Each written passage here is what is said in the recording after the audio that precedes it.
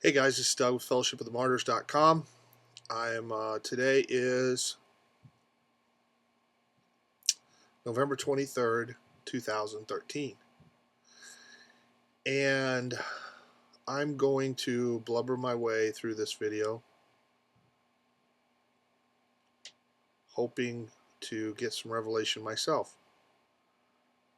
There's a lot of times that God speaks through me when I'm teaching, and you may think, wow, Doug is so wise. And I'm like, wow, I had no idea what I just said, and it's really cool. So there's a lot of times that I get spoken to by the things that the Lord's having me speak to somebody else. And most of the time I just kind of open my mouth and let it fly. There's very few of the 1,000 videos that are scripted. There's a few that are the audiobooks, and there's a couple where I read something ahead of time that I prepared just so that I got it exactly right. But the vast majority, I turn on the camera and I'm not even sure what I'm supposed to talk about, and we just go. Or I have a theme and then I tell stories or whatever as the Lord leads as I'm talking, and sometimes you catch me stopping and listening, and then I keep talking. Anyway, today's important because it was November 23rd, 2004 that I got baptized in the Holy Spirit and had the vision that started this crazy ride. I'll put a link here to that video. If you want to watch that, I've told the story a couple of times. The most recent one was about a year ago. I guess I retold the story. That video is better than the first one as far as video quality, not that the story is different.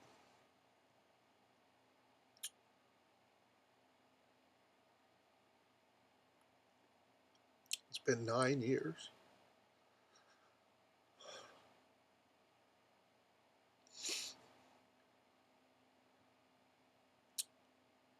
And I ran from him for 21 years.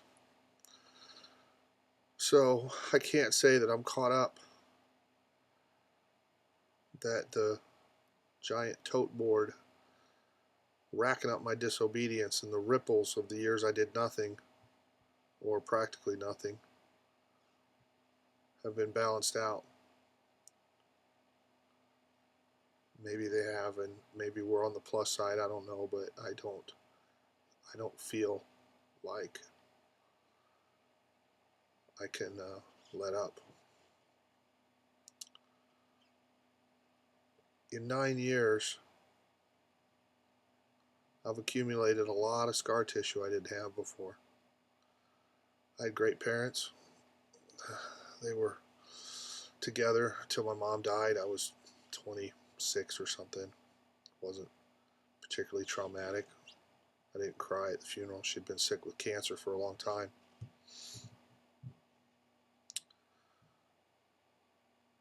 They always came to my events. They always loved me. Nobody molested me. I never did drugs. I didn't have a lot of scar tissue, and I'm not sure I kind of rated among the servants of God that lived in caves and wore animal skins and ate locusts and whatever at the time. But November 23rd, 2004, I was desperate for more Jesus. I was really hungry, and I knew my need. And with a group of people that I knew loved God, even if they were going to speak in tongues, which I found sort of annoying and had never been around that, I got that they were sincere, and I just wanted them to get me to the goal line and get me more Jesus. And they put a chair in the middle of the room, and I said, I'm doing this on my knees. You'll have to bend over if you want to lay hands on me. I don't need this to be comfy. I'm going before a mighty king to beg. You don't do that in a chair. So for about 45 minutes, I cried and snotted and begged and pleaded for the Lord to show me anything that stood in the way between me and him. And I'd say I was sorry and get it out of the way. I was sure that if there was a problem, it was me, not him. And I was right. It was me. There's a saying I put in the front of the books that I've written in the last 9 years. And I guess if you're going to go down in history and there's going to be like one saying that's you're known for, I guess I'd like it to be this.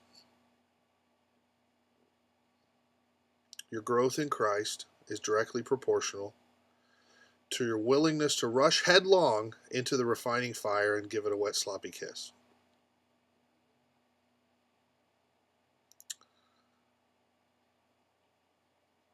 How fast you move, how quickly you get closer to God, how quickly you go from where you are to where you hear him, obey him, walk in his ways, is directly proportional to your willingness to pray the nuclear prayers, lay down whatever, suffer whatever, go through whatever, and give it a wet, sloppy kiss. Not just, Lord, I'm willing to be refined. Please don't make it hurt too much. Lord, I know I should be more like you. Please be gentle and get me there slowly. But bring on the fire, throw me in the oven, lock the door, turn it on nuke, and get this turkey done no matter what it takes. Please, Lord, I will love you for it.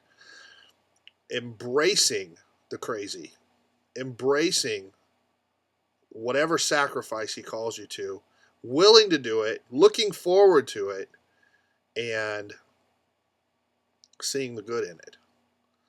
The more resentful you are when he chastises you, when he disciplines you, when he refines you, the more he's going to slow down. But if he corrects you and you say, thank you, sir, may I have another? Okay, we'll do it again. Thank you, sir, may I have another? Okay, let's do it again. Until the lesson is ingrained so deeply that you can explain it to anybody and you have the scar tissues to prove it, and it'll be beautiful.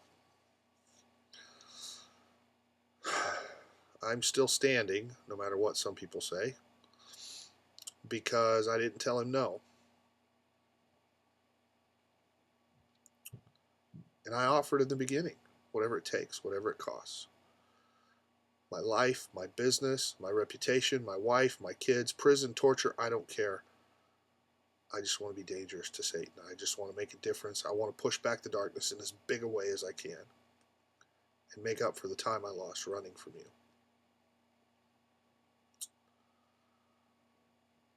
I offered everything that I knew how to offer. I didn't exactly expect to take me up on all of it.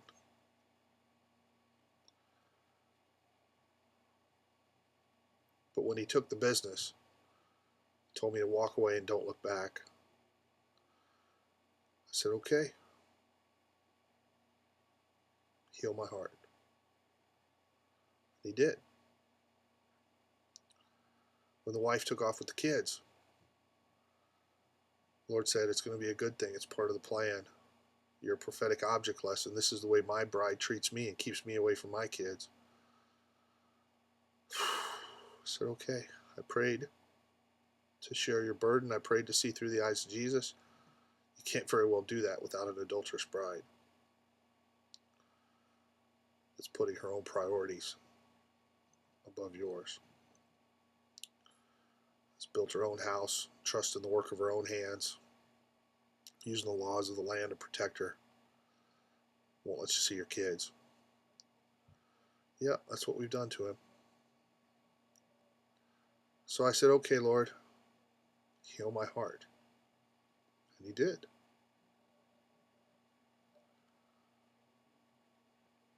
People came, best friends. Pray together, cry together, suffer together, then turn on you, hack your computer, steal your email list, write to everybody you care about and tell them you're a false prophet and a cult leader. Okay. Thanks, Lord. Heal my heart. And he did. You pour out on a community millions of pounds of food, hundreds of thousands of pounds of clothes, thousands of man hours trying to bless people, and people want to run you out of town, treat you bad, provide resistance at every side. Okay, Lord, heal my heart. You talk to pastors, some receive you, give you money, cry with you, acknowledge that you're a gift from God to that community, and then throw you out and tell you not to come back, turn on you. You say, okay, Lord, heal my heart. And he does. Because the hardest thing about this walk is not hardening your heart. Not saying, you know what, I love you, but stay over there. I don't trust you and I don't want you around. And I forgive you, but I'm never going to trust you again. Jesus doesn't do like that. Jesus says, come here, buddy, give me a hug. And we stab him in the heart. Oh, I'm sorry, Jesus. It's okay, buddy, come here, give me a hug. And we stab him in the heart. Oh, I'm sorry, Jesus. It's okay, buddy, come here, give me a hug. And he trusts that the Father is going to heal his heart. And he just keeps his arms wide open and welcomes us every time we come home. Say we're sorry.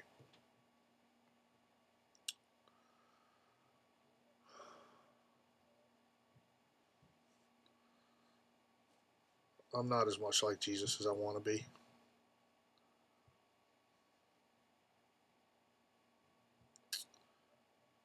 But I'm sure glad he heard me that night.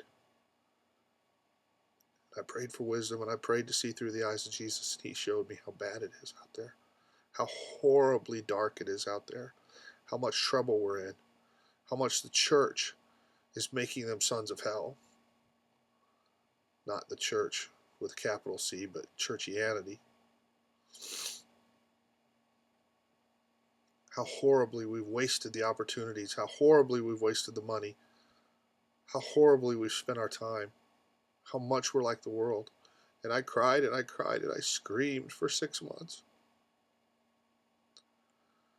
And my heart hurt for days.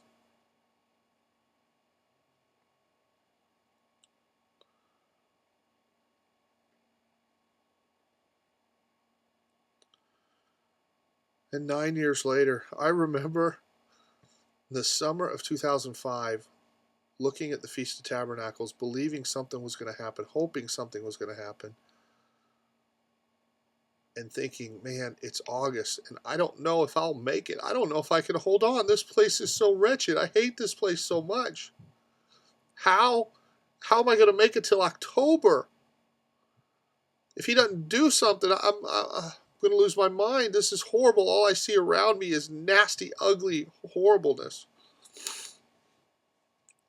And he got me through one day and another day and another day. And we got to October and something happened, but it wasn't what I thought. And it's not that he'd told me. It's just that I was hoping to see tabernacles fulfilled.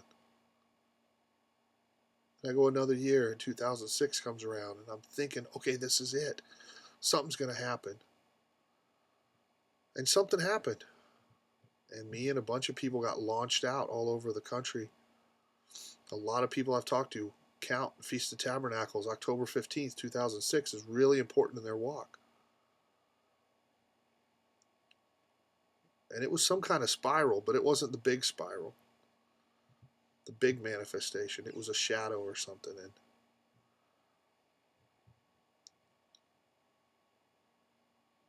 I didn't know how I'd make it another year. And here we are, 9 years later,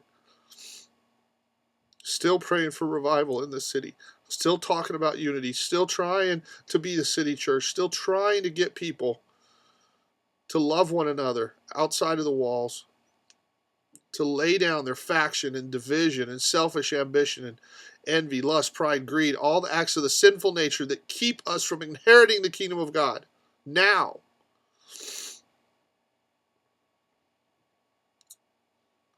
And every time I talk to a pastor, I get more frustrated.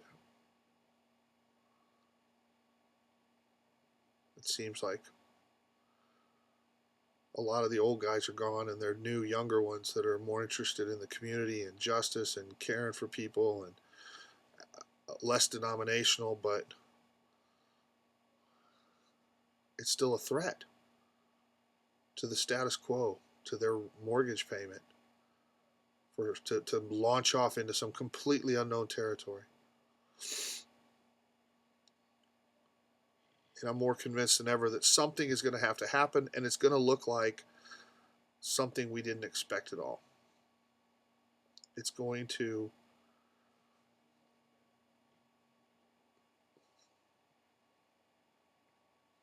I think it's going to have to involve the internet. If the body's going to come together, it's going to have to be digitally.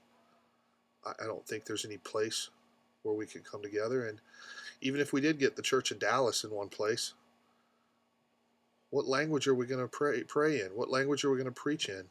What songs are we going to sing? But digitally, you could do it. Run it through translators. The Cambodians, the Vietnamese, the Chinese, the Mexicans, everybody could hear in the language they need to hear it in.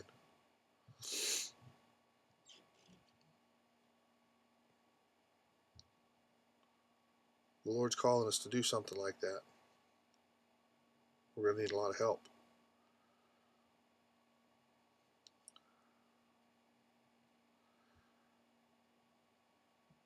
And I've been hearing it needed to get done from the beginning. And I've met people 10 years, 15 years before me from the very beginning of the internet that tried to do it. And it cost them their marriage. It cost them their business. Crashed computers. One guy offered to give me his old hard drive if I could pull the platters out and get the data off of what they'd tried to build. One failure after another. The warfare is so crazy.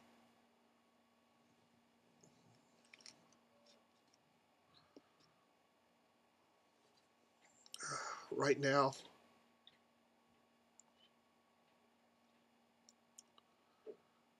there's a part of me that says, what really did we accomplish in 9 years?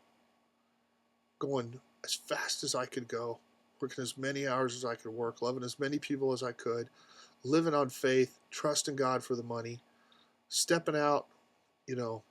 He's provided $8, $9, $10, $12,000 a month since the summer of 2007 when we got the first townhouse. We had 3, then 4, then 6, 7, then back to 5, back to 4. Thrift store, cave, rented a little school. I mean, he's provided over and over and over and over somehow. In at the last minute, in unexpected ways, from people on the internet that sacrificed. One young man, we were in a pretty big hole, sends me a YouTube message, said I was saving up some money to fix up my car, but I felt like sending it to you, and you ought to be getting a check in the next couple days. Thinking, okay, maybe he's college. He was going to get it painted, put a wing on it or something, And I go, and there's a check for like $3,400. I'm like, God bless this kid. I don't know what his car needed $3,400 to do, but I'm afraid he's going to be pushing it to work. Lord, if he sent me all this, please bless him and take care of him and reward him for his sacrifice.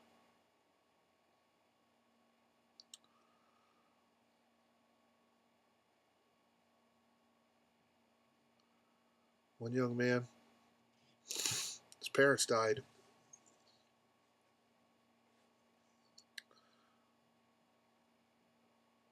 God told him to send us $52,698.92. The entire, to the penny, sum total of his inheritance. I can't do that. I can't convince people to do that. I'm not even trying to convince people to do that. I just wait on the Lord. I had no expectation it was coming. The kid's 20-something years old. I have no idea he has any money. I didn't ask him for anything. And we got a lot accomplished on that money. And there's a lot of reward in heaven coming to him.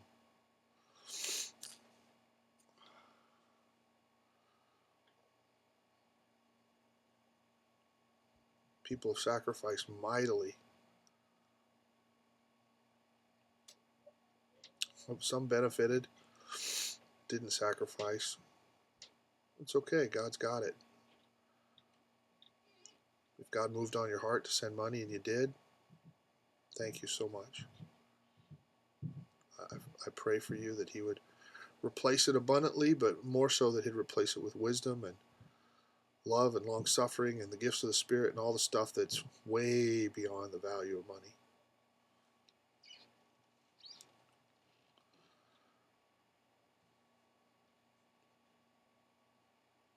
I couldn't have made it this far without a lot of people praying. A lot of sisters, especially sisters, that let me cry on their shoulder when there was nobody else around, that stood in the gap for a wife that was supposed to be here and made sure I had dinner or did my laundry so I could get on the internet and answer questions. Rusty was a really good wife for a long time, and he pray with me and cry with me and make sure I was clean. And a lot of people that have walked alongside and helped carry some of the burden. And I'm real grateful. Real grateful. And despite all the attacks, despite everything that's come, despite the best that Dr. Phil or Oprah or whoever could throw at us, we're still here, plugging away, feeding the hungry, clothing the naked, taking in the poor wanderer, trying to love folks. Several people have come here to die. We've got one here now. It's real sick with bone cancer. And you'd think Jesus healed everybody that he touched. Well, in Bethsaida, in places where he was near his hometown, he was shocked at how few people could get healed, how little faith they had. Didn't even ask, didn't want it. And there's times when people need to die. They need to go home. They need to go be with Jesus. It's their time, and there's nothing you can do to stop it. And if I was going to die, this would be a good place to die. There's folks here that love real good and rub your head and rub your feet and help you make the last bit of the journey home.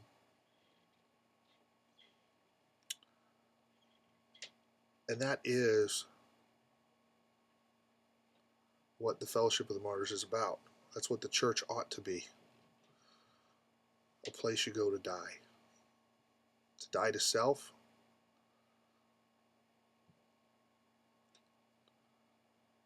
And that hurts. It hurts to accumulate scar tissue.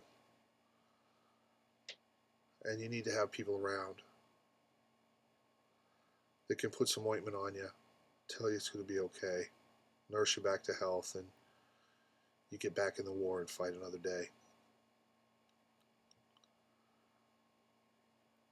And at some point the Lord calls your number, and it's good to be with family when it's time to go.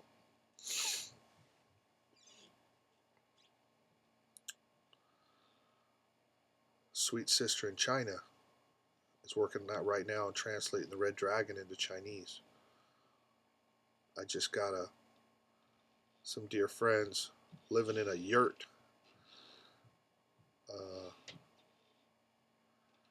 out in Northern Europe, translated the Apology of the World in German and Dutch.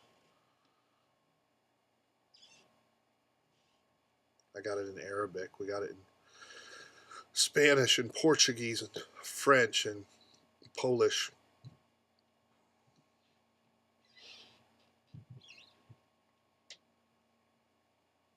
Written 7 or 8 books, working on another one. Tens of thousands of hits to the website a month. 15,000 something video views a week. I still feel like that penny that doubles every day, you know, if you graph it, I'll go this way for you guys. You take a penny, you double it every day. It's 1 penny, 2 penny, 4 penny, 8 penny, 16 penny, 32, 64, 128. It doesn't feel like you're getting anywhere.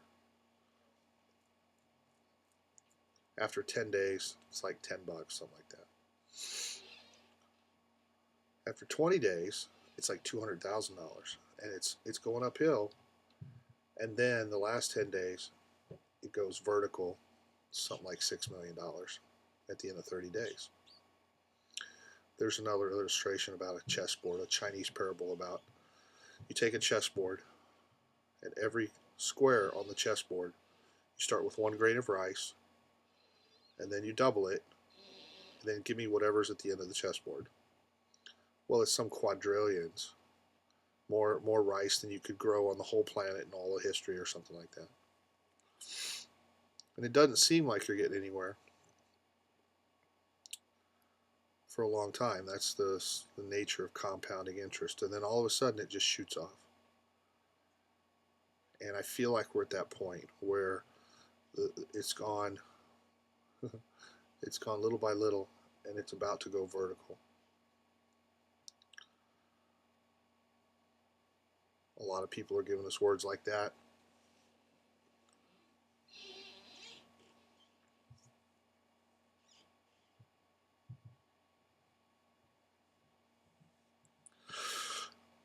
But I'm real tired.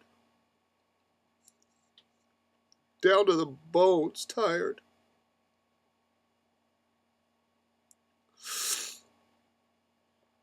And all I see ahead is time's getting worse. And demand's getting greater. And more people to help, yeah. More money, yeah. And more people, more and more desperate. More and more demonized. More opposition, more warfare. And it'll have to be God to get me through another year. I shouldn't have made it this far. I'm not depressed. I'm not burnt out. I've been living for a while this way. See, at some point I figured out that Jesus is my personal trainer. And it's like I'm on the bench press, bench press. And Satan's the barbell. And the cares of life and the problems, the money, the situations, what a Dr. Phil, whatever, they're all the weights on the bar. And Jesus stands over me and he's my spotter. Joel Osteen, so many best life now, soft, comfy, seeker friendly, they want 10 pounds on the bar. Nobody's going to work up a sweat, no problem, we could do this all day. I could bench 350, maybe 400 when I was a little younger. Everybody go, ooh, look at Doug. But it occurred to me at some point that if Jesus is my spotter and he's going to lift whatever I can't lift, he's not going to let it land on me and crush me. He'll never let it go too far. He'll always give me a way out. So put all the weight on. Put like 1,000,000 pounds on it, because he can lift the universe. And then everybody will look and say, wow, that should have killed Doug. That had to have been Jesus. Nobody can do that. And I'm pushing as hard as I can, pushing my little 300 pounds. And he's like, come on, son, give me another one. Push, push, push. And I'm like, oh, it's burning, Lord. I can't do it. I can't do it. Another one. He's like, come on, 1 more inch. And he's like, okay, 20 more pounds. Let's do it again. Oh, come on. But he pushes us beyond what we think we're capable of. Because that's what a good coach, a good personal trainer does. If he lets us say when, okay, that's good enough workout. We're going home now. Psh, it'd be 5 minutes, man. It'd be nothing. A good personal trainer's got to push you past the limits you think you have, so that you're done and you go, wow, I had no idea I could do that. I didn't know I could move that fast. I didn't know I could lift that much. Yeah, you can, son. You can. With his help, you can lift the universe. Whatever you're facing today, whatever warfare you're up against,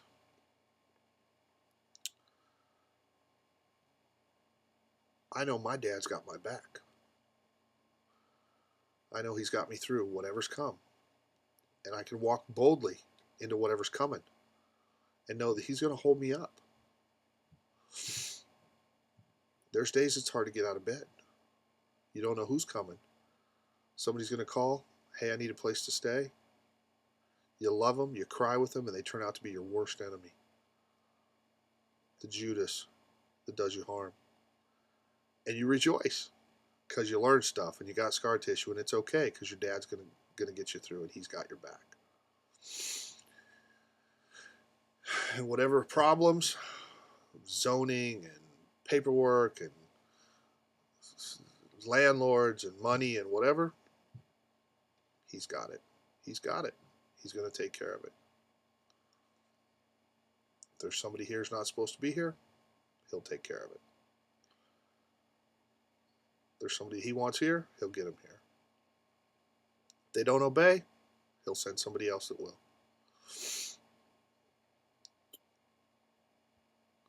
I just got to get my hands off the wheel, get out of his way, and watch and see him fulfill his promises, instead of me trying to get his promises to be true. So many people have said, God's going to destroy your ministry. And then they proceed to do everything they can to destroy the ministry so God will be true. Instead of leaving it to God to see whether they were true or not.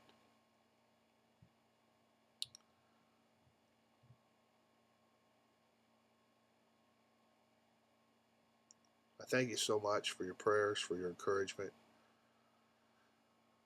If you didn't pray for me or encourage me, then I thank you for your persecution and your hatred. I thank you for how it's refined me.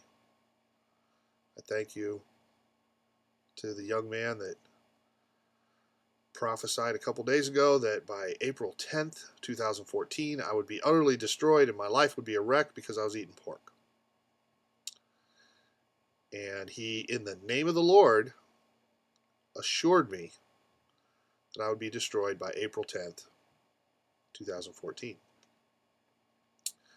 Well, I think that's great. I just think that's terrific, because the more people do that kind of stuff, the more my dad backs me up, and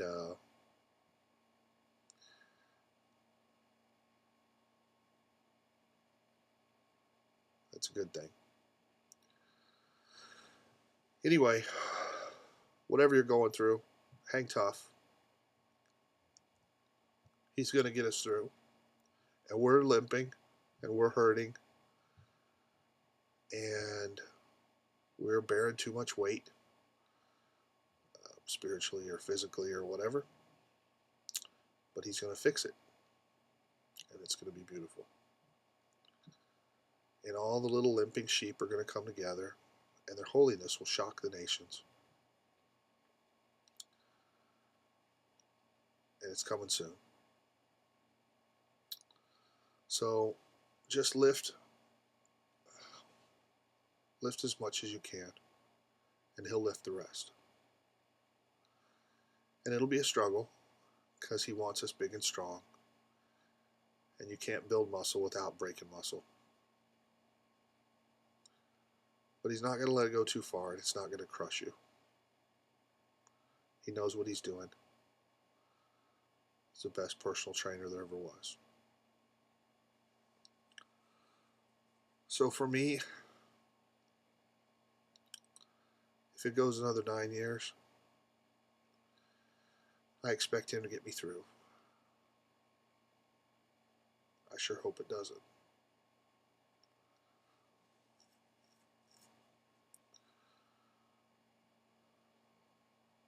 Thanks for listening. However long you've been around, watching the YouTube channel or praying for me or whatever. Thanks. To the people that came and went and taught me lessons the hard way, I'm still grateful. I know it's for the good.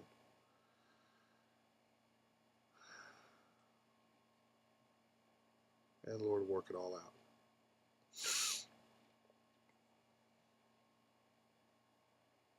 It was right about now. I reckon about 8 o'clock the vision started.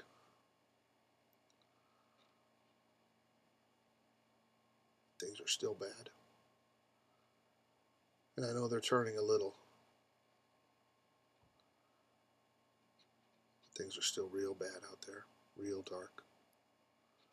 I get emails all the time from people that can't find a single church in their town, a single steeple house that isn't twisted up somehow.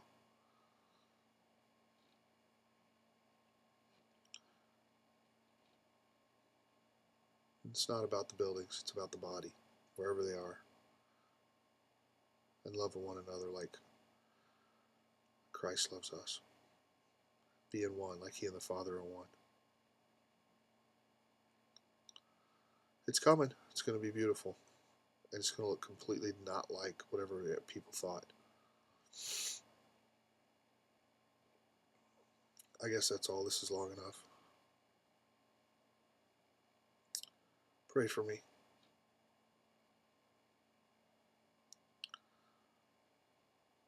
The Lord says to help, come help.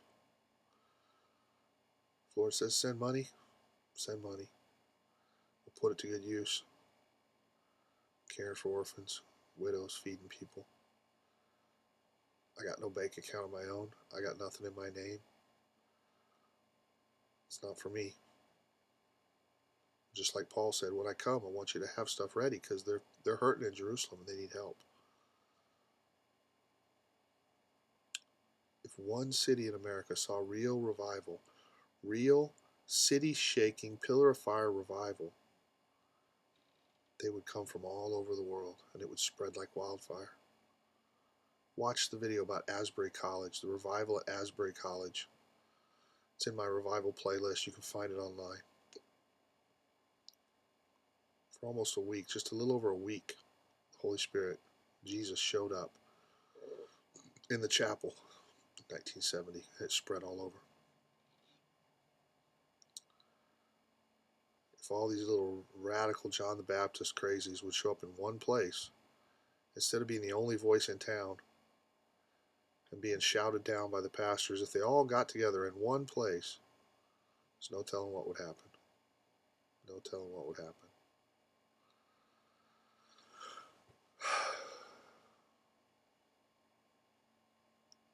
Thanks so much.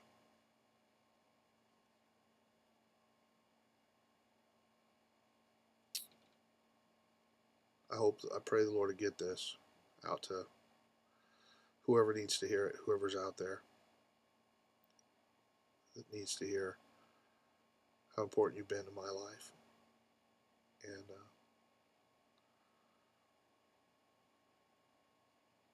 the encouragement for what's coming.